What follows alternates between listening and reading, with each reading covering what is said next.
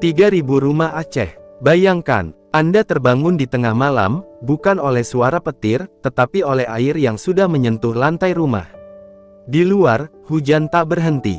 Sungai meluap tanpa peringatan. Jalan lenyap, jembatan runtuh. Dalam hitungan jam, Aceh berubah menjadi lautan lumpur dan kepanikan. PD Jaya tenggelam, Aceh Utara terputus. Benar meriah terancam longsor. Ribuan orang terjebak, tanpa listrik, tanpa sinyal, tanpa kepastian apakah esok masih ada. Ini bukan sekadar cerita tentang hujan. Ini adalah kisah tentang detik-detik ketika alam mengambil alih segalanya. Dan bagaimana manusia dipaksa bertahan di tengah bencana terbesar yang pernah mereka hadapi.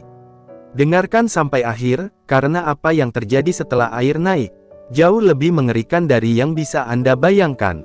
Langit Aceh pagi itu tampak muram sejak fajar belum sempurna terbit. Awan kelabu bergulung rendah, seolah menekan atap-atap rumah dan pepohonan. Udara terasa lebih berat dari biasanya, lembab dan dingin, membawa firasat yang sulit dijelaskan. Hujan turun perlahan, nyaris lembut, namun tak kunjung berhenti, seperti bisikan panjang dari langit yang menolak diam. Di PD Jaya, suara rintik yang memukul genting rumah terdengar semakin rapat. Jalanan mulai basah dan licin, parit kecil di sisi kampung perlahan penuh. Warga masih beraktivitas seperti biasa, sebagian berangkat ke sawah, sebagian membuka warung, meski mata mereka sesekali menatap langit dengan rasa curiga yang tak diucapkan. Seiring waktu berjalan, hujan kehilangan kelembutannya. Air turun lebih deras, menumbuk tanah dengan ritme tak beraturan. Sungai yang biasanya tenang berubah warna, dari bening menjadi coklat keruh. Permukaannya beriak liar, membawa ranting dan daun yang berputar tanpa arah. Di sebuah rumah kayu dekat bantaran sungai, seorang ibu menghentikan pekerjaannya. Ia berdiri di ambang pintu, menatap arus yang semakin meninggi. Ingatannya melayang pada cerita-cerita lama tentang banjir besar, kisah yang dulu hanya terdengar seperti dongeng menakutkan, kini terasa mendekat dengan langkah perlahan. Hujan terus mengguyur tanpa jeda.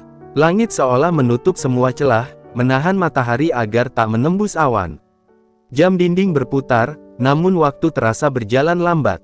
Suara hujan menyatu dengan desir angin, menciptakan irama yang membuat dada terasa sesak. Anak-anak dipanggil masuk ke dalam rumah. Pintu dan jendela ditutup rapat, meski air mulai merembes dari celah-celah lantai. Aroma tanah basah bercampur lumpur memenuhi udara. Di kejauhan, suara sungai terdengar lebih keras, seperti hembusan napas makhluk besar yang terbangun dari tidurnya. Di Aceh Utara dan Benar Meriah, suasana serupa mulai terasa. Awan tebal menggantung rendah di perbukitan, hujan turun dengan intensitas yang sama, seakan bergerak serempak. Jalan-jalan mulai digenangi air, dan kendaraan melaju pelan, terpaksa menyerah pada cuaca yang semakin tidak bersahabat. Radio tua di sudut rumah menjadi satu-satunya penghubung dengan dunia luar. Berita tentang hujan ekstrim terdengar singkat dan terputus-putus. Tidak ada peringatan jelas, hanya imbauan agar warga tetap waspada. Kata "waspada" menggantung di udara, tanpa penjelasan apa yang sebenarnya sedang mendekat. Menjelang siang, permukaan sungai naik lebih cepat dari yang diperkirakan. Tanggul tanah mulai lembek, retak halus muncul di beberapa titik. Warga yang menyadarinya berteriak memperingatkan tetangga, namun suara mereka tenggelam oleh deru air dan hujan yang semakin ganas. Saat itu, tak seorang pun benar-benar memahami bahwa pagi kelabu tersebut adalah awal dari rangkaian panjang bencana. Hujan yang tak kunjung pamit itu bukan sekadar cuaca buruk, melainkan pertanda bahwa Aceh akan kembali diuji, dengan cara yang jauh lebih kejam dari yang pernah dibayangkan. Air yang sejak pagi hanya menggenang kini bergerak liar.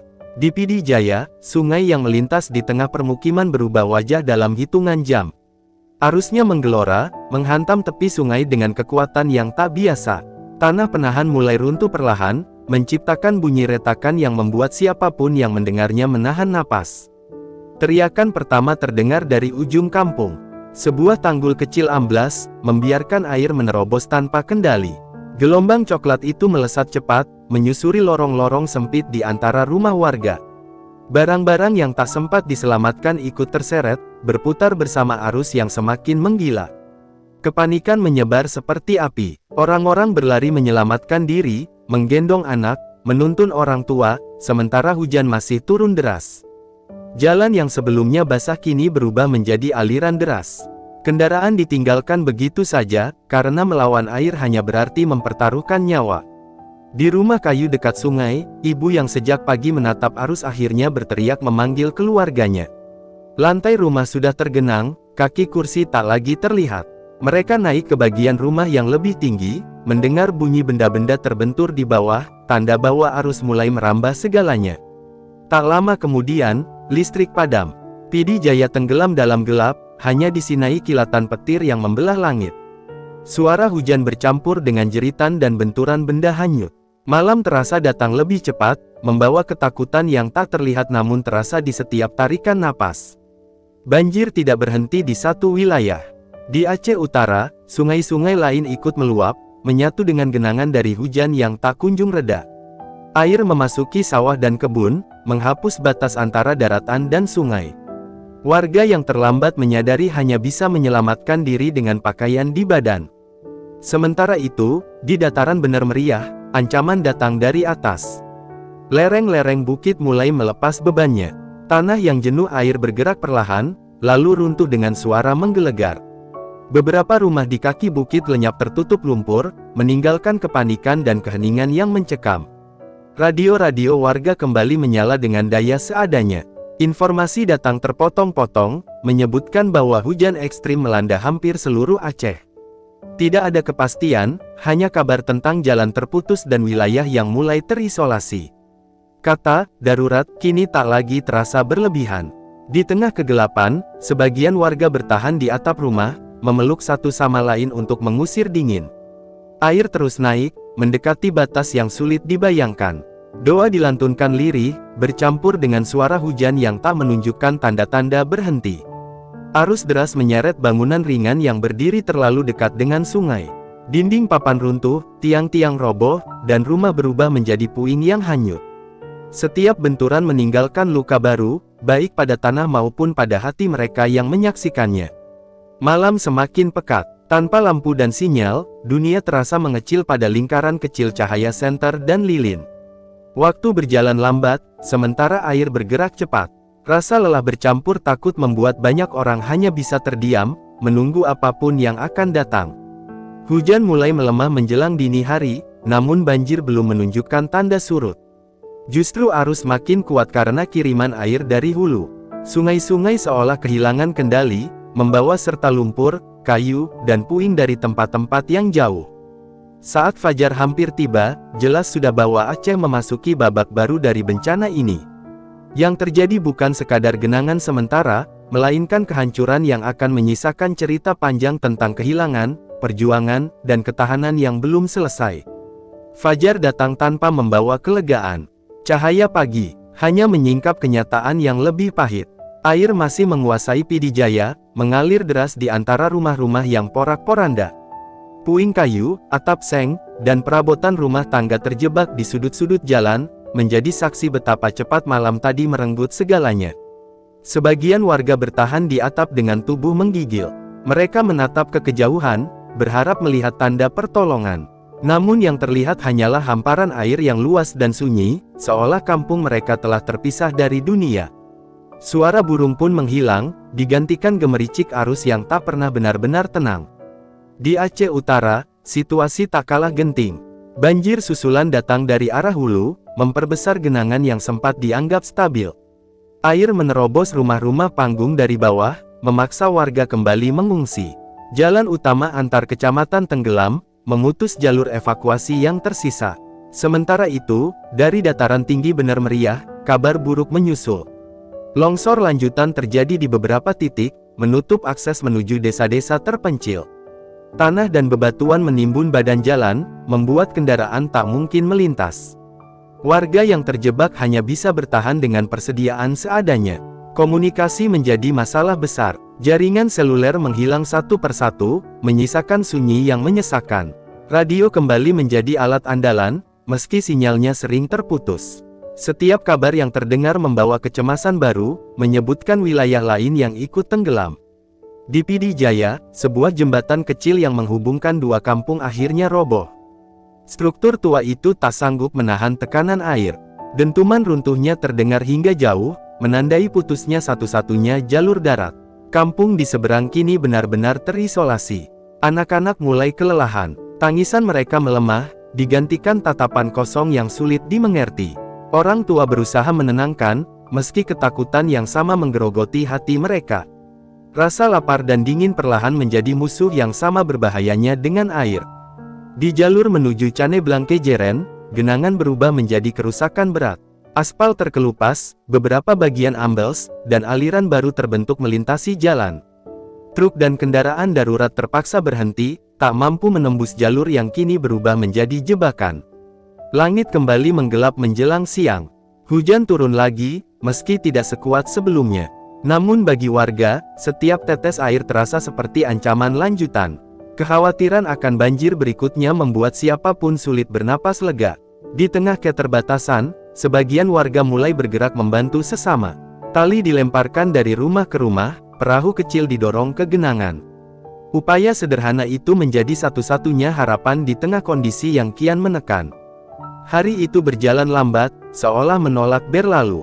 Tidak ada kepastian kapan bantuan tiba, atau kapan air akan surut.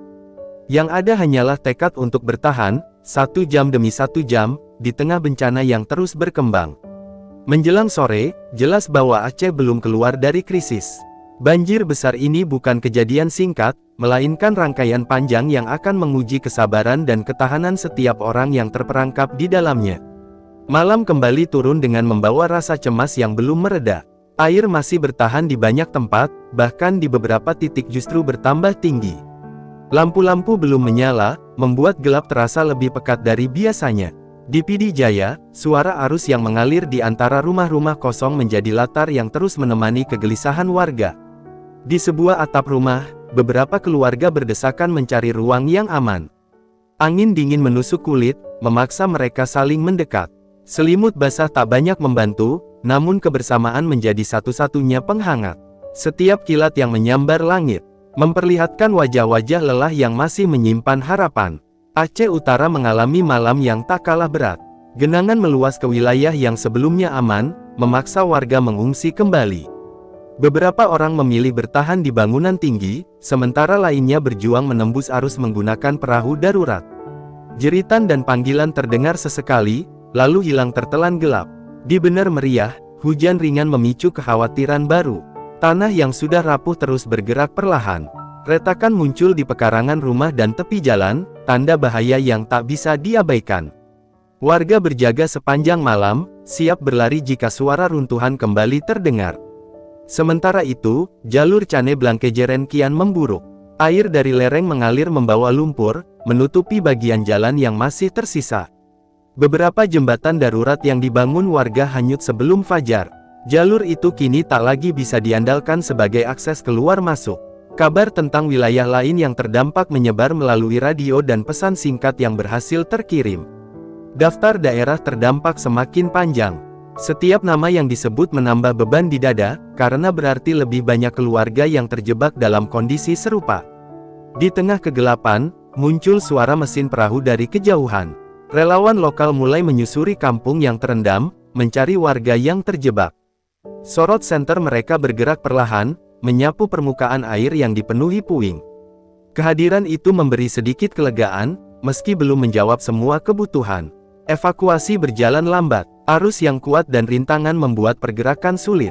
Beberapa orang harus menunggu giliran berjam-jam sebelum bisa dipindahkan. Kesabaran diuji, namun tak ada pilihan lain selain bertahan dan saling menjaga. Anak-anak yang berhasil dievakuasi ditempatkan di bangunan yang masih kering. Tangis mereka pecah saat menyadari telah berpisah dengan rumah dan barang kesayangan. Para relawan berusaha menenangkan, meski kelelahan jelas tergambar di wajah mereka. Malam terasa sangat panjang, jam demi jam berlalu tanpa kepastian. Rasa lapar mulai menyerang, sementara persediaan terbatas. Namun di antara kesulitan, kepedulian kecil muncul, berupa makanan yang dibagi rata dan air minum yang diprioritaskan bagi yang paling lemah. Menjelang dini hari, hujan kembali mereda. Namun ketenangan itu rapuh, karena siapapun tahu bencana ini belum selesai. Air masih menguasai daratan, dan bahaya bisa datang kapan saja. Ketika cahaya pertama muncul di ufuk timur, Aceh menyambut hari baru dengan kelelahan yang mendalam. Bencana telah memasuki fase yang lebih berat, bukan hanya tentang menyelamatkan diri, tetapi tentang bertahan hidup di tengah keterbatasan yang semakin nyata. 5. Pagi itu datang dengan cahaya pucat yang menyingkap kerusakan lebih jelas dari sebelumnya. Air mulai surut perlahan di beberapa titik, meninggalkan lumpur tebal yang menempel di dinding rumah dan batang pohon. Bau anyir bercampur tanah basah menyebar di udara, menandai bahwa genangan bukan sekadar air hujan, melainkan campuran dari segala yang terseret semalaman. Di Pidi Jaya, warga yang turun dari atap melangkah hati-hati. Setiap pijakan terasa asing karena lantai rumah tertutup lumpur licin. Perabotan berserakan, sebagian rusak, sebagian hilang entah kemana. Tak ada suara selain langkah pelan dan helaan napas berat mereka yang mencoba menerima kenyataan. Aceh Utara mulai menghitung dampak yang lebih luas. Sawah berubah menjadi kolam luas, ternak ditemukan mati tersangkut di pagar, dan jalan utama tak bisa dilewati kendaraan. Beberapa warga berjalan kaki menyusuri genangan, mencari kabar keluarga yang terpisah sejak malam sebelumnya. Di Bener Meriah, matahari yang muncul justru menyoroti luka baru. Longsor semalam meninggalkan tebing terbuka dan rumah yang miring nyaris roboh. Warga bergotong royong mengeluarkan barang seadanya, berpacu dengan waktu sebelum tanah kembali bergerak. Pos-pos pengungsian darurat mulai penuh. Sekolah, balai desa, dan masjid dipadati warga dengan wajah letih.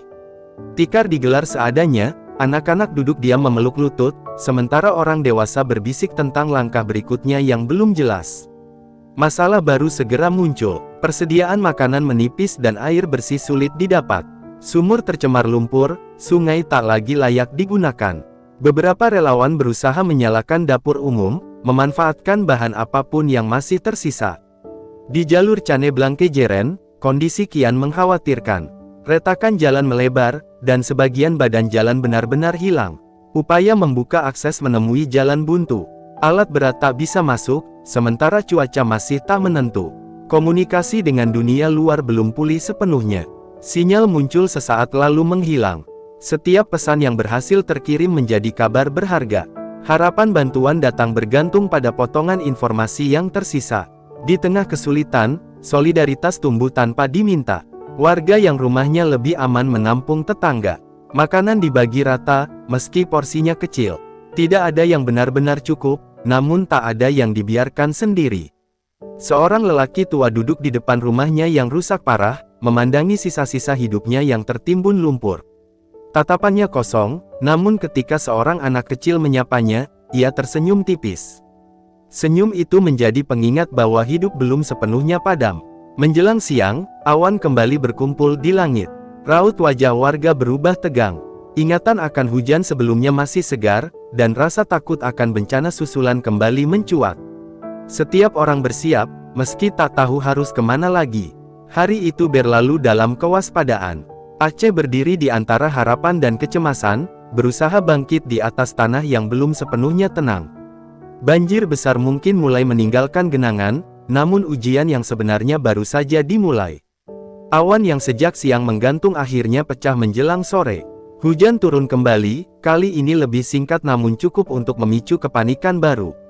Warga yang tengah membersihkan lumpur segera menghentikan aktivitas, berlarian mencari tempat aman. Ingatan tentang malam-malam sebelumnya membuat setiap tetes air terasa seperti ancaman yang mendekat. Di Pidi Jaya, saluran air yang tersumbat tak mampu menampung kiriman dari langit. Genangan cepat terbentuk, meski tidak setinggi sebelumnya. Namun arus dari hulu membawa lumpur baru, menutup harapan bahwa bencana telah berakhir. Beberapa rumah yang sempat dikunjungi pemiliknya kembali digenangi.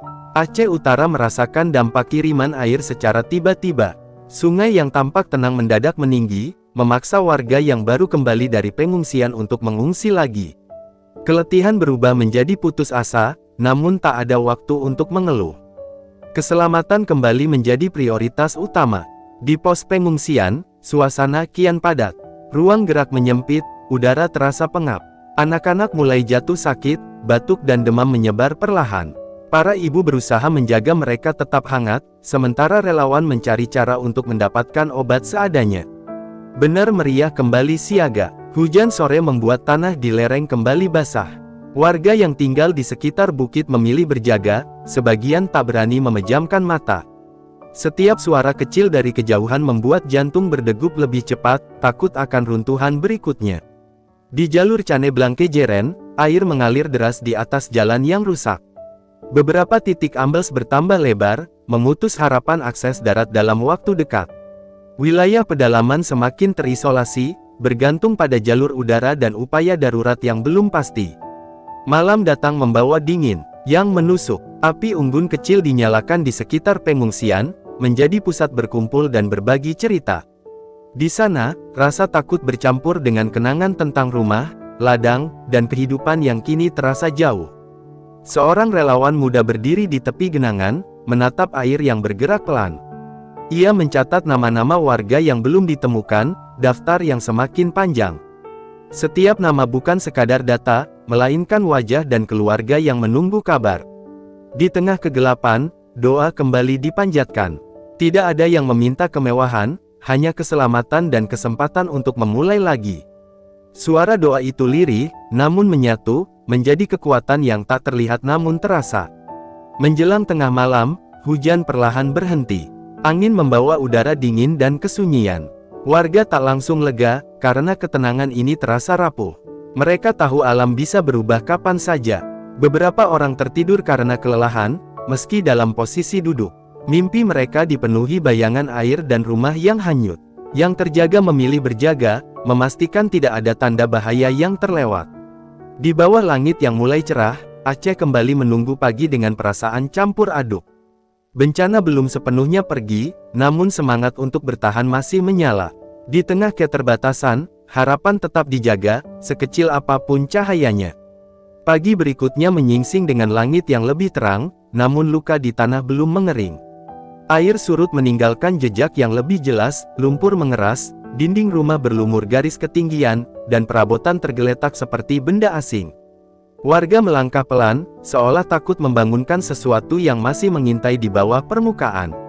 Di Pidi Jaya, kelompok kecil mulai menyisir kampung. Mereka mencari barang yang bisa diselamatkan, juga memastikan tak ada tetangga yang tertinggal. Setiap sudut menyimpan cerita, foto keluarga yang basah, buku sekolah yang menggumpal, dan pakaian yang tak lagi dikenali pemiliknya.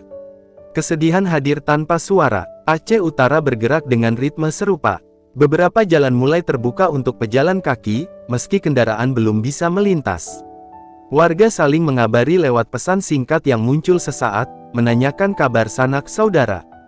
Setiap balasan menjadi napas lega yang singkat. Di Bener Meriah, kewaspadaan tetap tinggi. Tim kecil memantau lereng, menandai retakan dengan cat seadanya.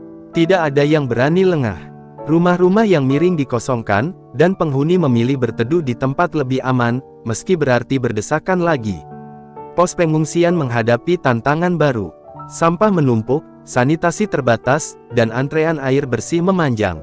Relawan mengatur jadwal, membagi tugas, dan mencoba menjaga ketertiban agar ketegangan tak meledak. Di balik kelelahan, senyum kecil sesekali muncul. Di jalur Cane Blanque Jeren, upaya membuka akses dimulai dengan alat sederhana. Sekop dan cangkul menggantikan mesin berat. Lumpur diangkat, batu disingkirkan, meski kemajuan terasa lambat. Setiap meter yang terbuka disambut sorak kecil, seperti kemenangan yang tak ingin dibesar-besarkan. Siang membawa kabar tentang bantuan yang sedang bergerak dari luar daerah.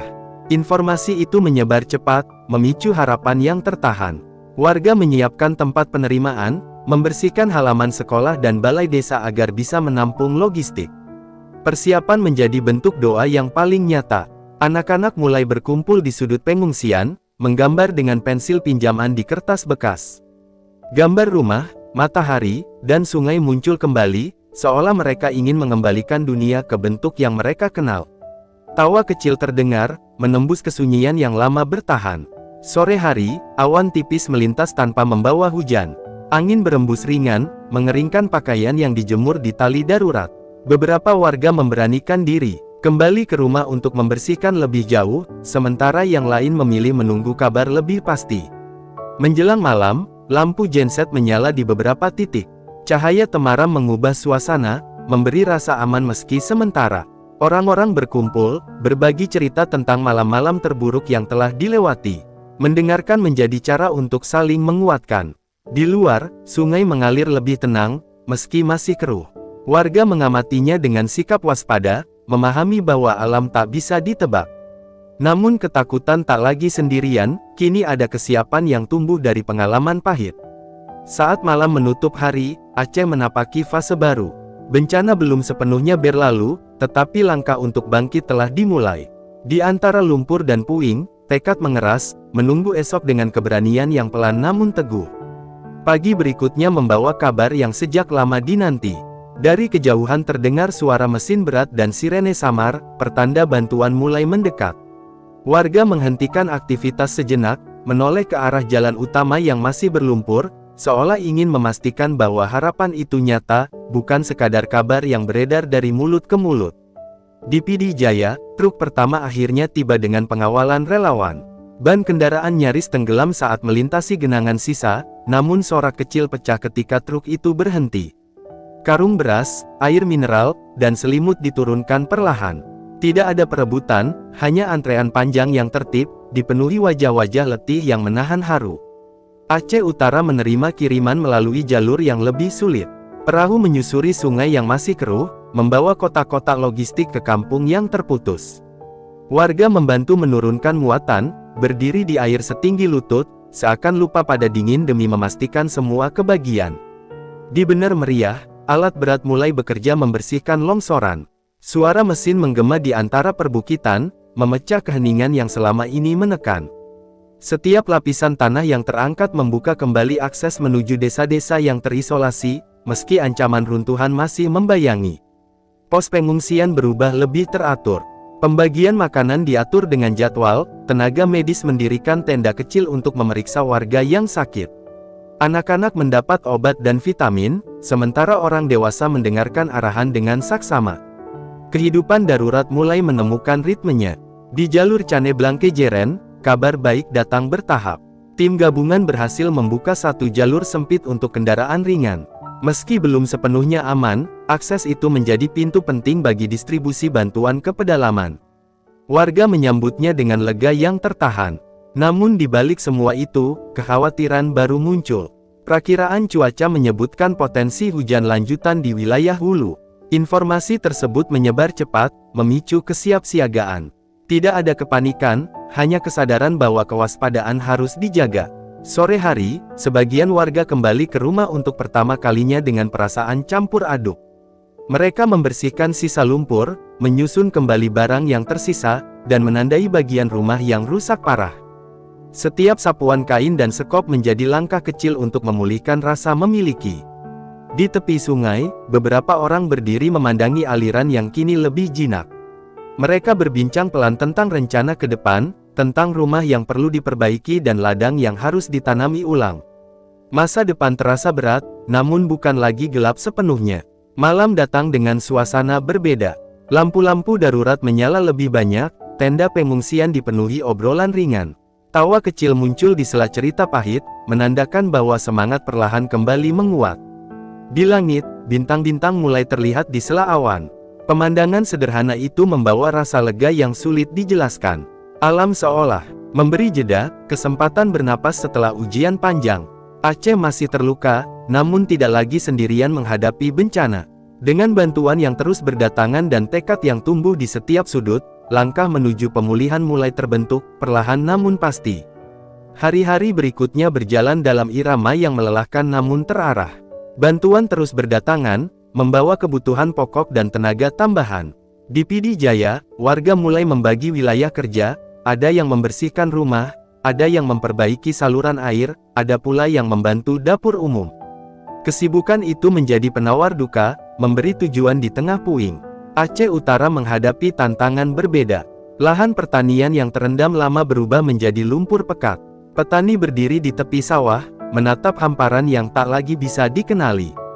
Meski begitu, mereka mulai merencanakan penanaman ulang, berdiskusi tentang bibit dan waktu tanam, seolah menolak menyerah pada keadaan.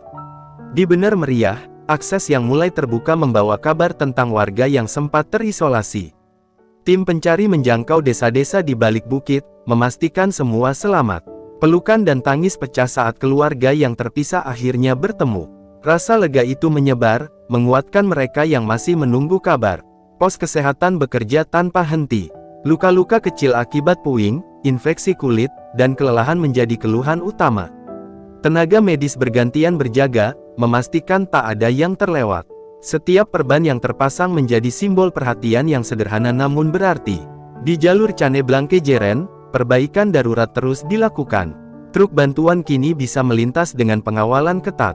Jalan yang sebelumnya terputus mulai kembali berdenyut, meski masih rapuh. Setiap kendaraan yang lewat disambut lambaian tangan, tanda terima kasih yang tulus. Anak-anak kembali menemukan ruang bermain di sela pengungsian. Mereka berlari mengejar bola plastik, tertawa tanpa memikirkan besarnya bencana. Orang dewasa memandangi mereka dengan campuran haru dan harapan, menyadari bahwa masa depan tetap harus dijaga, apapun yang terjadi. Sore hari sering diisi dengan rapat kecil warga. Mereka membahas rencana perbaikan rumah, pembagian bantuan lanjutan, dan langkah antisipasi jika hujan kembali turun. Tidak semua sepakat, namun diskusi berjalan terbuka. Dari perbedaan itu lahir keputusan yang lebih matang. Di tepi kampung, sungai masih dipantau. Tanda-tanda ketinggian air dipasang, jalur evakuasi ditentukan ulang. Pengalaman pahit mengajarkan kewaspadaan yang lebih serius. Alam mungkin tak bisa dikendalikan, tetapi kesiapan bisa diperkuat. Malam kembali terasa lebih tenang. Suara generator berdengung pelan, menerangi area pengungsian. Warga berkumpul, berbagi cerita tentang hari-hari terberat yang telah dilewati. Kisah kehilangan berdampingan dengan kisah penyelamatan, membentuk ingatan kolektif yang tak mudah dilupakan. Di langit, awan bergerak perlahan tanpa membawa hujan. Angin sejuk menyapu kampung, seolah membersihkan sisa-sisa ketegangan. Banyak yang akhirnya bisa tidur lebih nyenyak, meski mimpi tentang air dan arus masih sering datang. Menjelang fajar, beberapa warga bangun lebih awal untuk menyiapkan hari baru. Api dapur dinyalakan, air dipanaskan, dan rencana kerja disusun. Rutinitas kecil itu menandai kembalinya kehidupan, meski dalam bentuk yang berbeda. Aceh belum sepenuhnya pulih, namun arah sudah jelas. Dari bencana besar ini, tumbuh kesadaran dan ikatan yang lebih kuat.